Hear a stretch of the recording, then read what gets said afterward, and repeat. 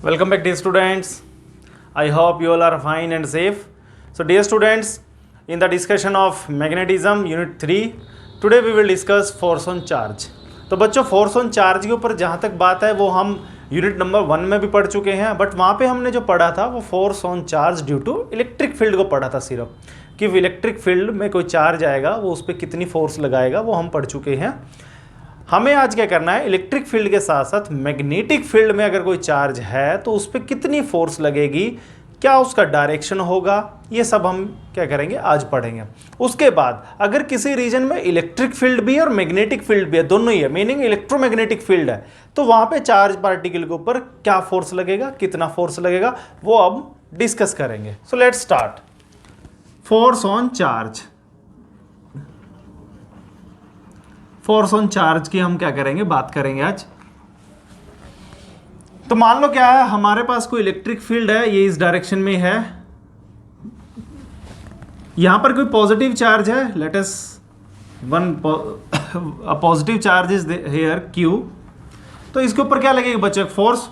The force will act, what will be the value of this force, QE। This will be the value of this force QE if it is a positive charge in the direction of field, if it is a negative charge opposite to the direction of electric field, and this value will be F electric. I'm writing F electric, that is QE. Here it is in the direction of electric field. If it is a negative charge opposite to the field. Clear? That we have already discussed in unit 1. Electrostatics we have already discussed. One important thing that we have to keep in our mind, that the value of this force does not depend upon the speed of the charge. Speed of charge, because in the expression of force only charge and electric field is there. So if charge is at rest, again electric field will, this charge will experience a force. If this charge is moving, again it will experience a force due to the electric field. Meaning क्या है, अगर ये charge stationery है तब भी इस पे force लगेगा इलेक्ट्रिक फील्ड की वजह से, मूविंग है तब भी लगेगा इसके ऊपर, इलेक्ट्रिक फील्ड की वजह से इसके ऊपर कोई फोर्स लगेगा। बट स्पीड का फोर्स के फॉर्मूले में कोई भी रोल नहीं है। वेयर एज अब बात करेंगे मैग्नेटिक फील्ड की वजह से जो फोर्स होगा, force due to magnetic field, force due to magnetic field को हम क्या करेंगे, डिस्कस करेंगे। क्लियर? मान लो क्या है हमारे पास, this is X axis, this is Y axis, this is Z axis. मान लो वाई के अलोंग हमने मैग्नेटिक फील्ड सेट कर दिया B. B stands for magnetic field, unit tesla. Clear? X Y plane में कोई चार्ज है, मान लो वो v वेलोसिटी से मूव कर रहा है, Q charge. Clear? Q charge क्या कर रहा है, मैग्नेटिक फील्ड की डायरेक्शन के साथ थीटा एंगल बना के v वेलोसिटी से एक्स वाई प्लेन में मूव कर रहा है। Clear? Then here it will, meaning Q charge, जो चार्ज क्यू है वो क्या करेगा, एक्सपीरियंस करेगा a force F। It will experience a force F. Again I am repeating, we have taken magnetic field B along y axis, charge Q is moving in xy plane with velocity v, making an angle theta with the direction of magnetic field. Then this, it is observed, it is an observatory, that this charge Q will experience a force F which is directly proportional to the strength of the field. First point, directly proportional to the magnitude of charge and directly proportional to the sign component of the velocity. So these three factors will decide the value of force F. Now what we will do, we will combine all these. Therefore F is directly proportional to BQV sin theta. Clear? Proportionality हटाएंगे, constant आएगा कि उसकी value क्या थी 1, that is equal to BQV sin theta. This is the force. This is the force on the charged particle. Sign is there. So in vector form, what we can write? F is equal to Q into V cross B.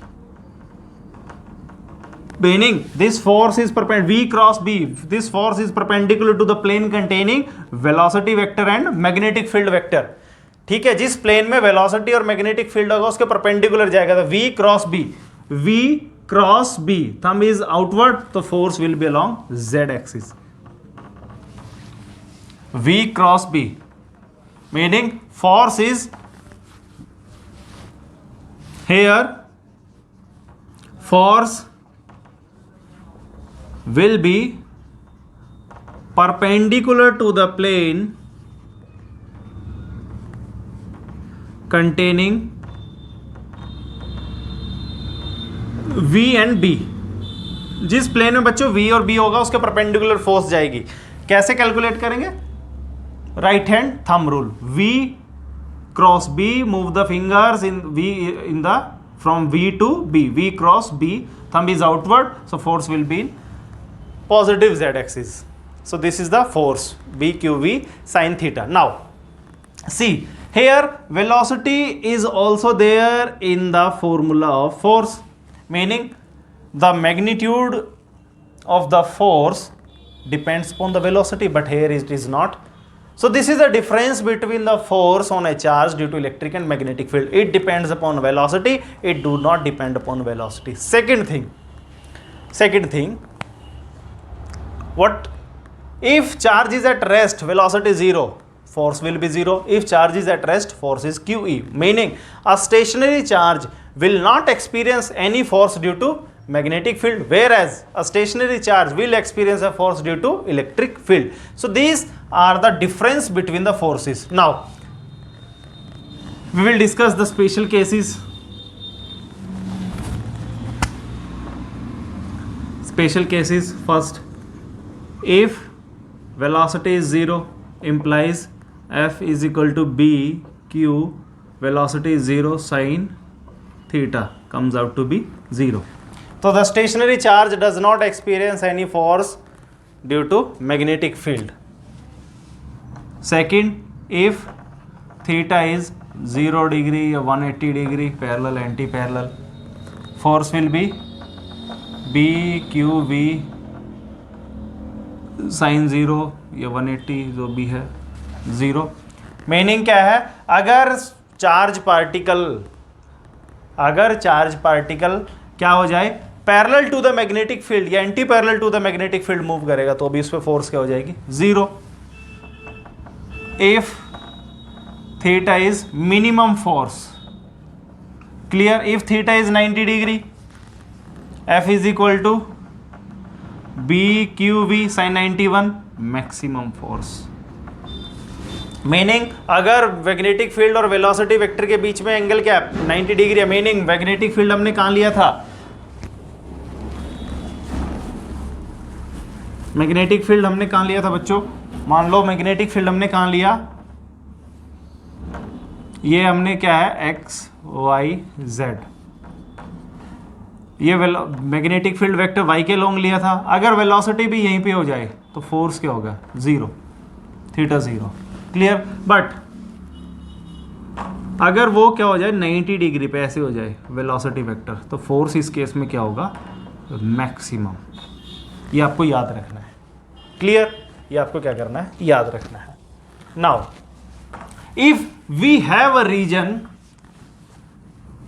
मैं इसको erase अब कर रहा हूं, आप ये सब उतार ले पोज करके. If we have a region having magnetic field as shown,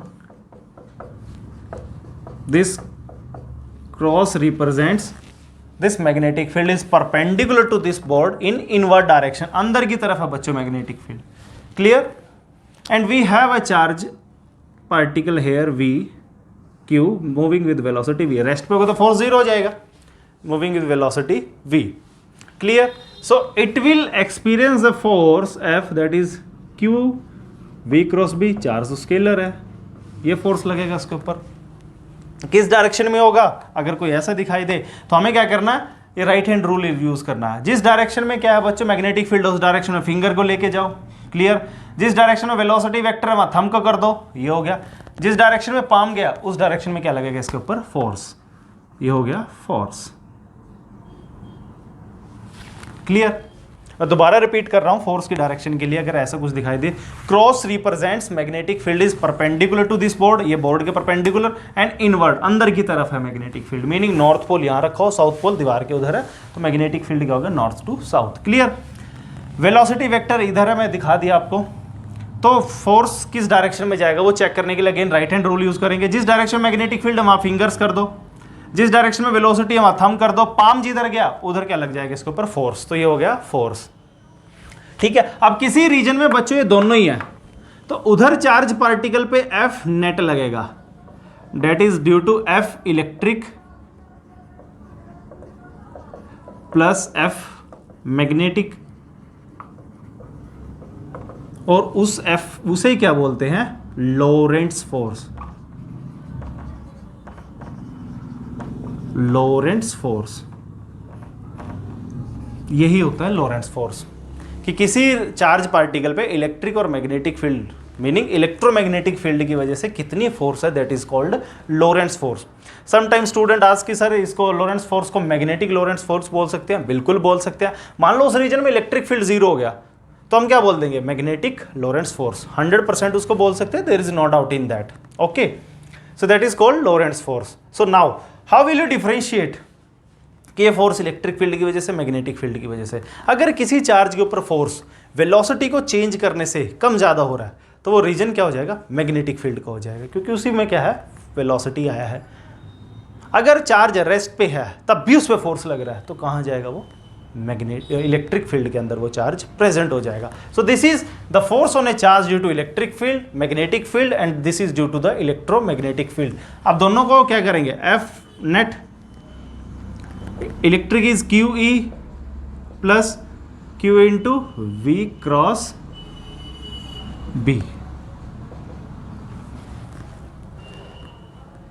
This is the magnetic, this is the Lorentz force. If electric force is zero, then it is termed as magnetic Lorentz force.